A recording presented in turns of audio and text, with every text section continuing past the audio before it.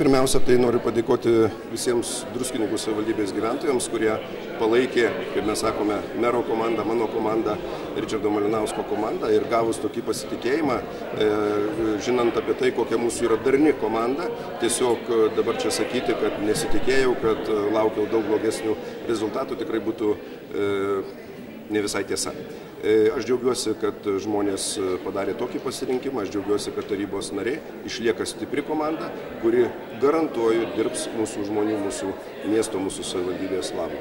Pirmiausia, tai tęsime pradėtus darbus ir tos problemos, kurios yra, tai ir užimtumas, vėlgi kiek tai nuo savivaldybės priklauso, tai ir socialiniai reikalai, vėlgi kiek tai nuo savivaldybės priklauso, tai ir projektų pradėtų užbaigimas, ir tiltai, ir trasos, ir visi kiti, jie turi būti tęstini. Ir be abejo yra darbų, kurie laikas juos tiesiog ne tik pasufleruos, bet juos iškels į pirmą vietą, kaip ir daugiabučių namų renovacija, kaip ir energetiniai dalykai, ir geriamas vanduo, ir nuotekos, tai yra kasdieniniai rūpesčiai, kasdieniniai darbai, kurių dirbsime.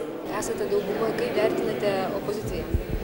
Opoziciją galėsiu vertinti, kada jie teiks siūlymus ateityje, paremtus, aiškus, argumentuotus ir su būtent jų įgyvendinimo galimybėmis. Nes, pavyzdžiui, pasakyti, kad aš norėčiau, kad Druskininkuose šiluma būtų už dyką, taip aš noriu, bet tai realu, tai nerealu. Aš taip pat noriu, kad šiluma atpigtų bent, sakykime, 10 centų, bet šiandien dienai tai nerealu.